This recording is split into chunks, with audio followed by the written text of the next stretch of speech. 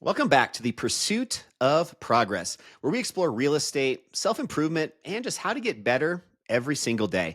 I'm Adam, and I'm actually going to be solo this week. My co host Ben is off. He'll be back very, very soon. But in today's episode, it's going to challenge one of the biggest lies that high achievers believe, and that is that they have to do everything by themselves. If you're constantly overwhelmed or stuck, it's probably not a how problem, very possibly could actually be a who problem. So let's talk about how to stop trying to be the solution to everything and instead build the right team around your vision. So let's just jump right into it. So, first off, I want to talk a little bit more about this core principle of who, not how. So, this concept was actually made very popular by Dan Sullivan and Dr. Benjamin Hardy in the book Who, Not How. And it's a principle that they talk and really live their life by. This core idea is very simple. It's just stop asking, how do I do this? And instead start asking, who can help me to do this faster, better, and more efficiently? So if you have a big enough vision, you won't have the time to figure out every detail yourself. You're going to need to find the right who that way will unlock the how. So time for all of us is our most valuable asset. I hope we can all agree with that. And every hour you spend today trying to solve the wrong problem is an hour you're not moving your vision forward. A lot of common mistakes happen with this. I'm talking here from experience. I used to think, doing everything myself was a strength. I called it hustling, but in reality, it was just control, maybe a little bit of ego and fear that was holding me back. These are very common things that a lot of us deal with. And in fact, there are three most common reasons that people avoid building a team, having other people help them with their goal. Number one, first, they really believe that no one else can do it like they can.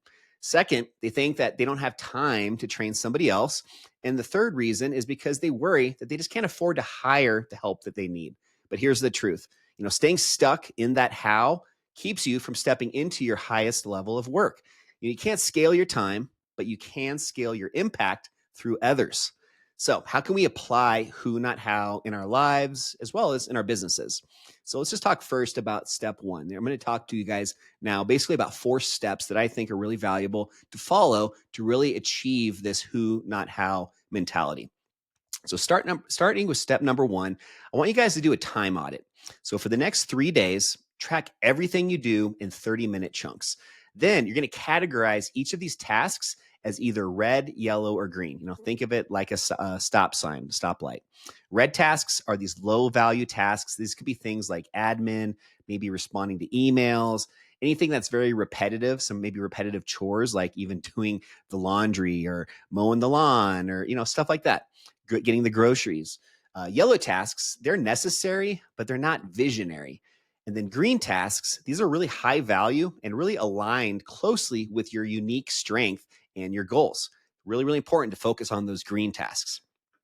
After that 3 days of time auditing, your calendar is going to start to reveal some things. It's going to reveal your priorities, but it's also just as important, it's going to start revealing some of these bottlenecks. So once you've done that, now it's time to move into step two. So step two is now going to be defining what I like to call your zone of genius. So just ask yourself, what do I do that creates the most results? What fills my cup? What gives me energy? On the flip side, what drains you? What drains me? The goal is to spend about 80% of your time in that zone of genius, not in your inbox or whatever else that might be kind of filling your time with very low value type tasks. All right, that's step two. Now we're moving to step three. We're making progress. Step three is just to start small. So find one key who that can support you. So it doesn't need to be a full-time hire. Just think of this as a very small first step. Start with somebody who maybe can just take one recurring task off your plate. One of those things maybe that was in red or even in yellow. This could be a virtual assistant, maybe a content editor, depending on what you're needing to do. Could just be, again, like a house cleaner, could be a bookkeeper, or if you're a real estate agent like myself, it could be even a transaction coordinator. I won't go into depth on what that is, but that's just somebody that really helps with all of the contracts and just the compliance of our contracts in real estate. So that first hire, again, the most important part here is it doesn't have to be full-time. They just need to provide full-time value. One of my favorite quotes from a guy that I really, really love listening to a lot, his name's Dan Martell. He talks about buy back your time before you buy your toys. I think this is something that I've really gotten more aware of as I've gotten a bit older and starting to go into my 40s, that before, when you looked at material possessions as being so valuable and really what you're working hard towards, When you get a bit older, it's crazy how your mindset shifts, at least for a lot of us, where now time actually becomes the highest value.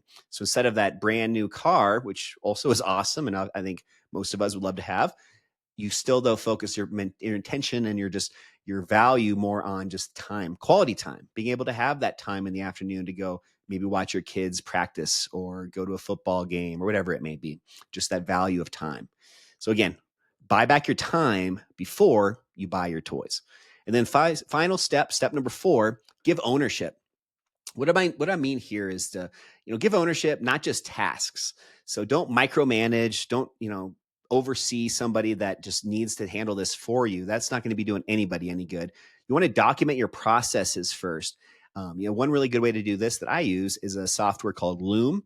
It's about nine or $10 a month, and basically it's a screen recording software for your computer, where it has a little video of you in the corner. And basically, if you're working on the computer a lot, maybe some of these tasks that you're trying to offload onto a virtual assistant, basically what you do is just hit that Loom record button and just do what you're going to do anyways, but then just verbally talk out loud and just explain what it is that you're doing, maybe little quirks or little things that you really want to make sure are done a certain way.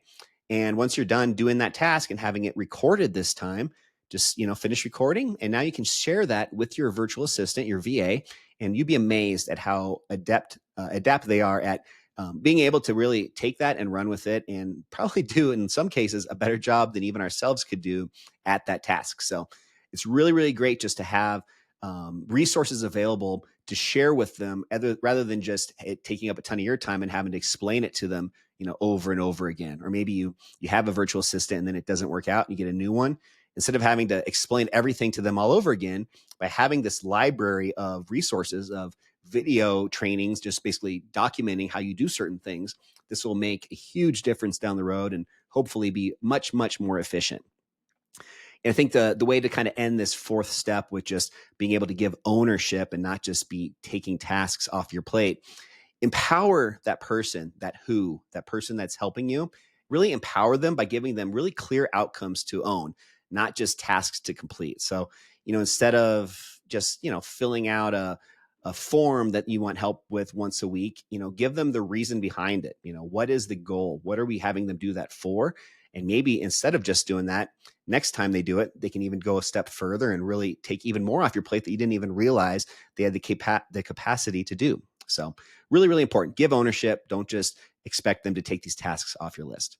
So a real world example I'll use on this one with the virtual assistants. When I hired my first virtual assistant, it was maybe about 3 years ago, and I was a little nervous. I thought it would take longer just to train them than just by doing it myself. But about a month in, about 30 days, I was just asking myself at that point why I waited so long. That one hire, they freed up, I'd say at least 5 hours, maybe 10 hours per week.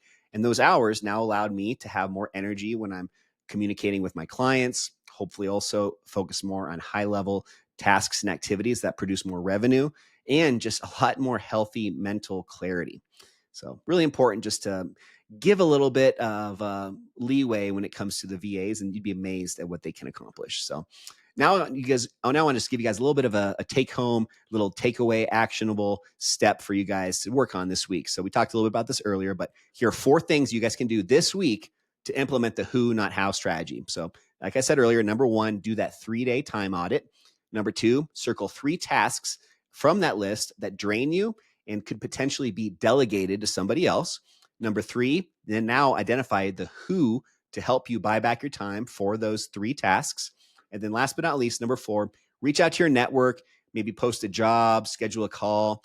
Just take one step today to really help build out this new process and hopefully alleviate a ton of your time to focus on what's more important to you.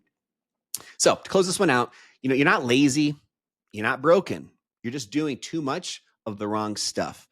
And that is true for myself. And I bet you a lot of my listeners today can really relate to that. Your freedom, it won't come from just another productivity hack.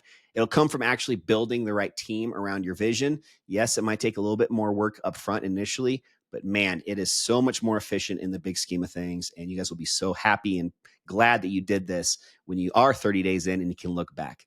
So just remember, stop asking, how can I do this? And instead start asking, who can help me to make this happen? Hope you guys enjoyed this quick little episode today. Get a little bit of value out of it, hopefully as well.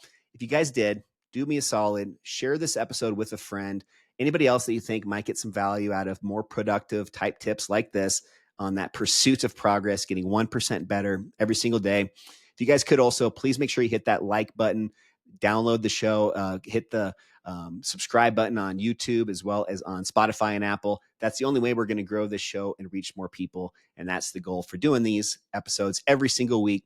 Look out for a next one on Friday. And until then, hope you have a great rest of your day. And I'll see you guys on the next one on the Pursuit of Progress podcast. I'll see you guys then. Bye.